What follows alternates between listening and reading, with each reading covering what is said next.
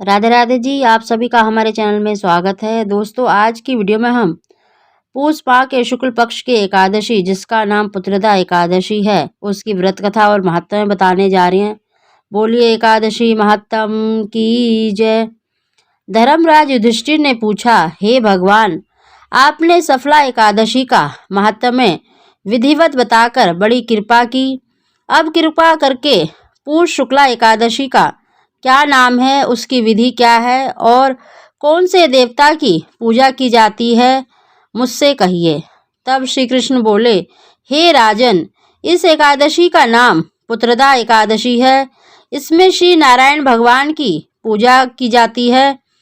इस चर और अचर संसार में पुत्रदा एकादशी के व्रत के समान कोई और दूसरा व्रत नहीं है। इसके पुण्य से मनुष्य तपस्वी, विद्वान और लक्ष्मीवान होता है। इसकी मैं एक कथा सुनाता हूँ, तुम ध्यान पूर्वक सुनो। भद्रावती नगरी में सुकेतुमान नाम का एक राजा राज्य करता था। उसके कोई पुत्र नहीं था। उसकी स्त्री का नाम शिवैया था। वह निपुत्री होने के कारण सदैव चिंतित रहा करती थी।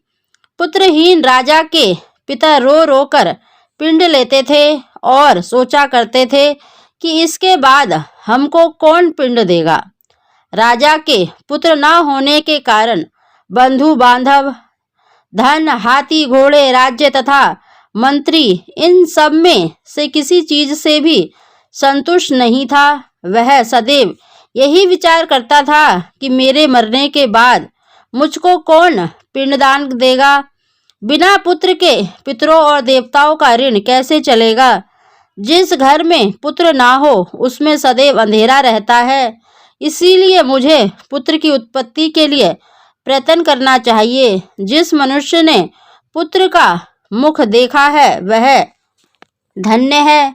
उसको इस लोक में यश और परलोक में शांति मिलती है, अर्थात उसके दोनों लोक सुधर जाते हैं। पूर्व जन्म के कर्म से ही इस जन्म में पुत्र, धन आदि प्राप्त होते हैं। राजा इसी प्रकार रात दिन चिंता में लगा रहता था। एक समय राजा ने अपने शरीर को त्यागने का विचार किया, परंतु आत्मघात को महान पाप समझकर उसने ऐसा नहीं किया। एक दिन राजा ऐसा ही विचार करता हुआ अपने घोड़े पर चढ़कर वन को चल दिया और पक्षियों और वृक्षों को देखने लगा। उसने देखा कि वन में मृग, व्याघ्र, सुगर, सिंह, बंदर, सर्प आदि सब भ्रमण कर रहे हैं। हाथी अपने बच्चों और हथनियों के बीच में घूम रहे हैं।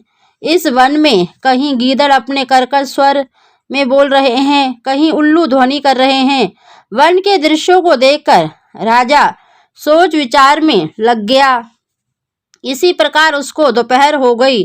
वह विचारने लगा, मैंने कई यज्ञ किए, ब्राह्मणों को सुंदर भोजन से तृप्त किया, फिर भी यह दुख मुझे क्यों प्राप्त हुआ। प्यास के मारे अत्यंत दुखी राजा पानी की तलाश में इधर उधर फिरने लगा। थोड़ी दूर पर राजा ने एक सरोवर देखा। उस सरोवर में कमल खिल रहे थे तथा सारस, हंस, मगरमच्छ आदि विहार कर रहे थे। सरोवर के चारों तरफ मुनियों के आश्रम थे। उस समय राजा के दाहिने अंग फड़कने लगे। राजा शुभ शगुन समझकर घोड़े से उतर के मुनियों को दंडवत करके उनके सामने बैठ गया। राजा को देखकर मुनियों ने कहा कि हे राजन, हम तुमसे अत्यंत प्रसन्न हैं। तुम इस जगह पर कैसे आए, सो कहो।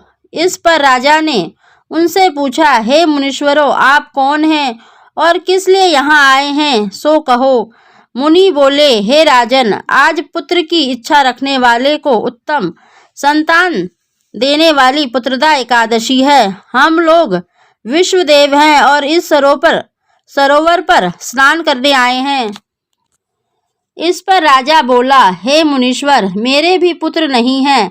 यदि आप मुझ पर प्रसन्न हो तो एक पुत्र का वरदान दीजिए। मुनि बोले, हे राजन, आज पुत्रदा एकादशी है, आप इसका व्रत करें। भगवान की कृपा से आपके अवश्य ही पुत्र होगा। मुनि के वचनों के अनुसार राजा ने उस दिन एकादशी का व्रत किया और द्वादशी को उसने पारायण किया और मुनियों को प्रणाम करके अपने महल को वापस चला आया। अंत में रानी ने गर्भ को धारण किया और 9 माह के पश्चात उसके एक उत्तम पुत्र रत्न पैदा हुआ। वह राजकुमार बड़ा होकर अत्यंत वीर, धनवान, यशस्वी और प्रजापालक हुआ। भगवान श्री कृष्ण बोले, हे राजन, पुत्र प्राप्ति के लिए पुत्रदा एकादशी का व्रत करना चाहिए। जो मनुष्य इसके महात्म्य श्रवण व पठन करते हैं उनको स्वर्गलोक की प्राप्ति होती है। बोलिए एकादशी महात्म की जय।